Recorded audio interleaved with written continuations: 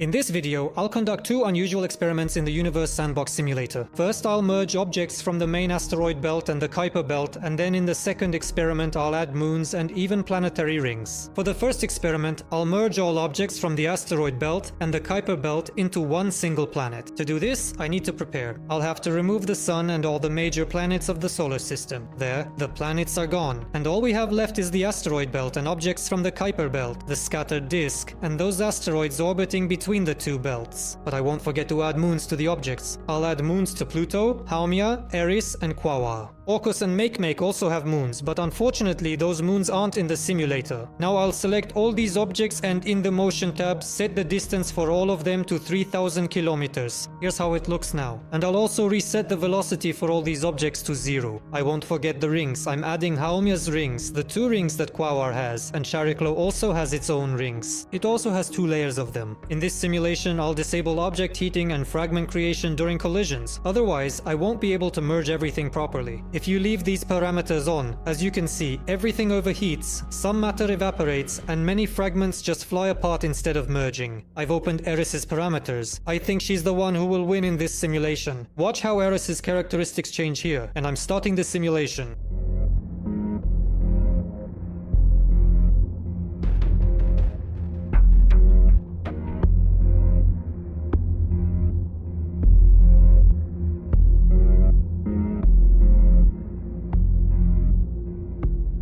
And as you can see, yes, Eris won. Almost everything has already fallen onto her. There's the last object left and everything has completely collided now. In the end, we have a planet with a mass of 1.34 times the mass of the Moon and a radius of 1,864 kilometers. In diameter, that's 3,728 kilometers. A day on such a planet has sped up to 8 hours. I'll light up the planet from all sides and let's evaluate its surface. Well, as we can see, it's basically some kind of icy surface. And here, in this spot where Pluto likely collided, we see an ocean like this, though it's unclear what it's made of. And now for the most interesting part. Let's compare this planet to the one from my recent video where I gathered the entire Kuiper belt together. Anyway, here's the Pluto from that simulation. I'll use the chart mode tool for comparison. And as you can see, the difference here is quite minimal. Yes, Eris is just a little bit larger than the Pluto from that simulation. So adding objects from the main asteroid belt did not actually make Eris much larger than the Pluto that combined the entire Kuiper belt. Now I'll save this planet. Here it is. And I'll place it closer to the Sun. I'll just put it in Mars's orbit at its farthest point, at a distance of 1.65 astronomical units. You might ask, why did you put Eris right on the edge of the habitable zone right here? And now you'll find out why.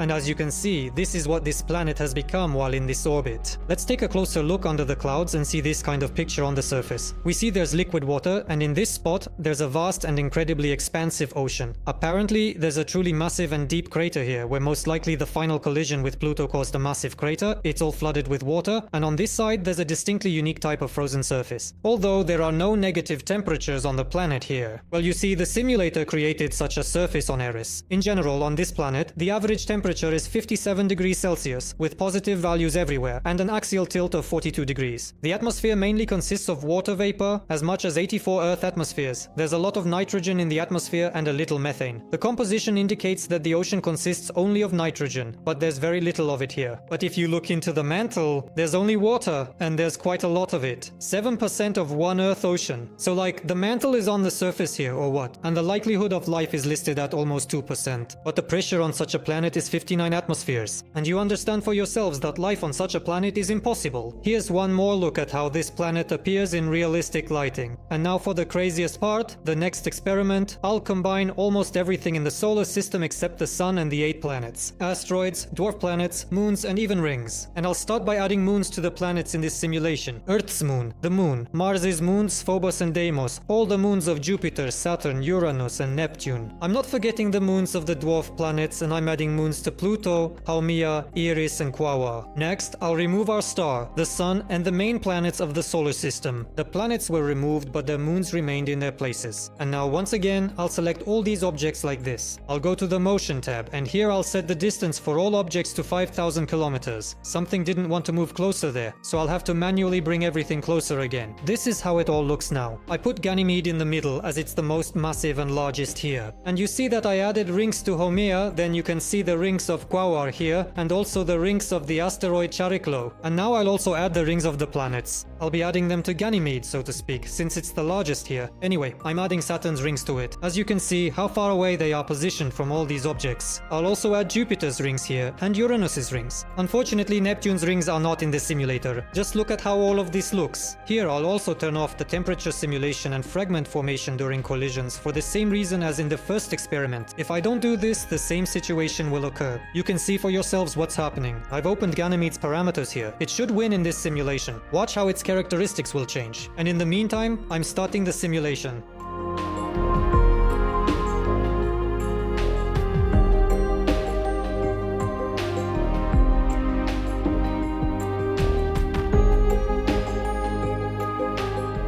And yes, Ganymede emerged victorious and it already looks absolutely fascinating, but our rings haven't collided yet. I've sped up time to 8 hours per second, but the rings are colliding so chaotically here. I don't particularly care for how it looks. Oh well, let those that are going to collide. Anyway, some were thrown off, and it turned out like this. I won't let them fly away. I'll select all these objects again and reset their speed to 0. And that's it. Now Ganymede, like a vacuum cleaner, has started just pulling everyone into itself. There. Now everything has definitely collided with Ganymede. Now take a look at this planet. Isn't Ganymede a beauty, don't you agree? In the end, its mass grew to just over 10 lunar masses, and its radius is 4,120 kilometers. In diameter, that's 8,240 kilometers. I'd say it's really a full-fledged planet. A day on this Ganymede is just over 8 hours, so it's spun up quite a bit, but not critically enough to flatten it too much. Now let's compare this new Ganymede with other objects in the solar system. We'll compare it with the original Ganymede, as well as Mars and Earth. I'm using the chart mode tool, and we see this situation.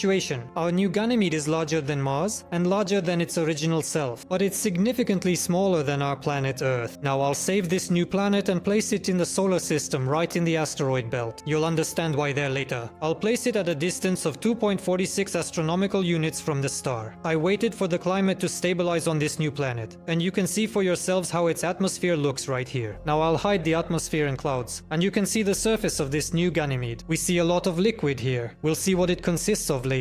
There are vast land masses, and there are even frozen polar ice caps located on both the northern and southern hemispheres. And even at the edge of this ice, we can see liquid sulfur dioxide. It's more noticeable in the northern hemisphere, those red bodies of water. We don't see any life here on this planet. In realistic lighting, the planet looks a bit dull, and the thick atmosphere covers everything. So to make it more interesting for you, I'll hide the atmosphere and brighten it up. In this orbit, its average temperature is 25 degrees Celsius, which is why I moved it all the way to the asteroid belt. Because if it were closer to the sun, you understand, it would be very hot there, because the planet already has nearly 16 atmospheres of pressure, and there's a greenhouse effect of 137 degrees and 11 layers of atmosphere. And here's what the atmosphere actually consists of. There's a little bit of argon. I see a lot of sulfur dioxide, almost 3 Earth atmospheres. It likely came from Io and Callisto. There's also a fair amount of carbon dioxide, over 2 Earth atmospheres. But mostly, there's a huge amount of water vapor, 1,427 Earth atmospheres. Incredible! There's also a lot of nitrogen, 14 Earth atmospheres, over 2 Earth atmospheres of ammonia, and nearly half an Earth atmosphere of methane. Wow, what a mix of chemical elements in the atmosphere. And for the ocean, it says there's liquid sulfur dioxide, but we saw it, there's very little and even less liquid carbon dioxide. Well then, where exactly does this incredibly huge amount of water come from? Is the Earth's mantle here just completely exposed? The mantle actually contains a massive amount of water. That's 111 Earth oceans. Incredible. Life's likelihood on this planet is about 1%. Furthermore, this planet's axial tilt is exactly 173 degrees, and it rotates in the opposite direction of the other planets in the solar system. So just like Venus, guys. So let's bring everything to a conclusion. Combining all this except the star planet gives us a fairly substantial planet in size and mass. It successfully maintains its atmosphere, but life hasn't formed on this planet yet. Although there is, as we've seen, liquid water. These are our final results. If you enjoyed this, leaving a like and a comment helps us out a lot. Thank you very much.